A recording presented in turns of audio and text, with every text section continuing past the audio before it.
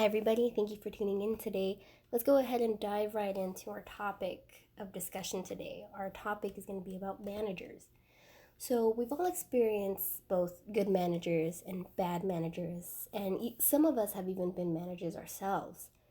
And the topic of managers is very interesting to dive into really what defines a good manager and a bad manager.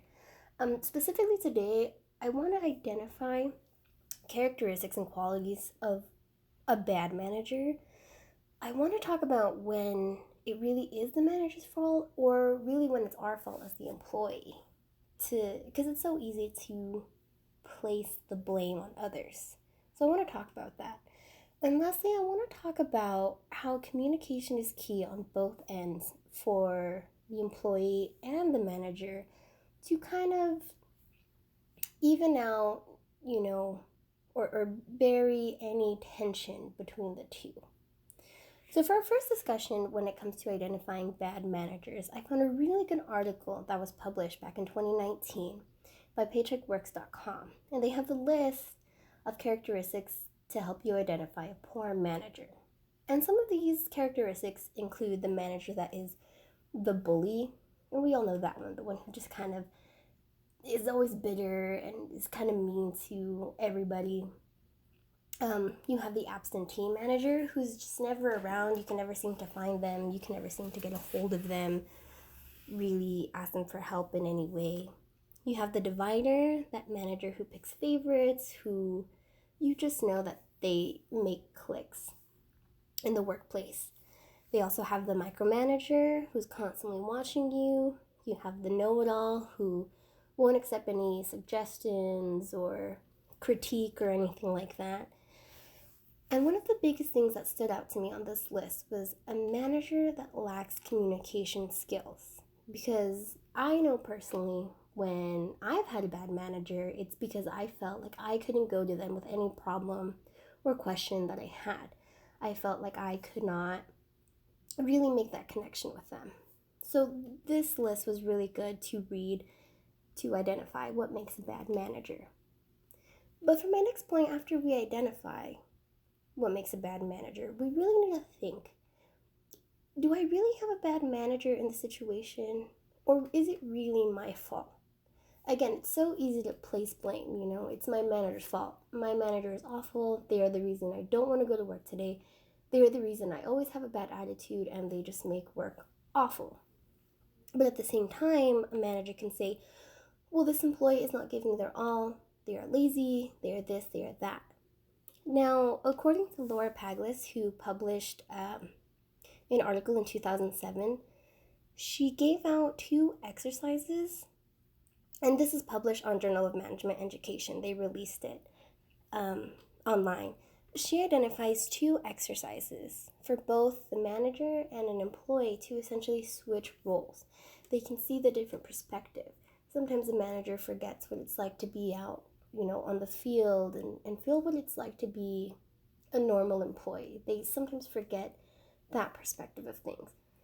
But as an employee, sometimes we forget the extra stuff that our managers have to do for us. And so being able to see the different perspective will really help identify a bad manager, a lazy employee, and maybe you just forget to see eye to eye sometimes. So I thought that was a really good article to read or exercise to look into in ways that you can apply it to your own workplace.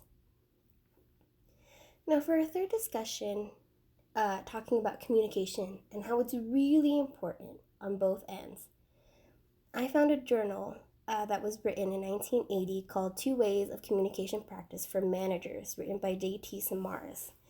And he sets up a 4-stage model to essentially break down any communication barriers that a manager may have with their employees. Sometimes an employee feels like, oh, my manager thinks they're better than me, or a manager may think, oh, my employees just don't care, they just don't listen. But really, it's just because a manager hasn't taken the time to speak to their employee or vice versa. And personally, taking communication classes, I have found that communication is not just about a conversation. It's about actively listening and taking what the other person is saying and understanding their point of view and really just developing that relationship with each other. You want their body language, their tone of voice, take all these things into consideration. And a lot of times people say communication is key, but which is true when you know how to apply it, when you know how to speak in a way to express yourself and actively listen at the same time. And I really, really developed these skills through taking communication classes, which I really suggest for everybody to do. Not necessarily get a communication degree, but at least take some communication classes to be able to apply them in the professional world, in your own personal relationships. It really is beneficial. So, going back to once we identified the characteristics of a bad manager, figuring out if the employee is the problem, if the manager is the problem, once you kind of see where the conflict happens, where the issue is, realizing that communication really could solve so many of these problems is why I thought today's topic was so interesting. So, if you have a bad manager, maybe set them aside and talk to them. And if you are a manager and you're having difficulties with your employee, maybe pull them aside and talk to them. I think communication is really, really beneficial when it comes to management. So I would love to hear any comments, questions, concerns. And again, thank you guys so much for tuning in. Bye-bye.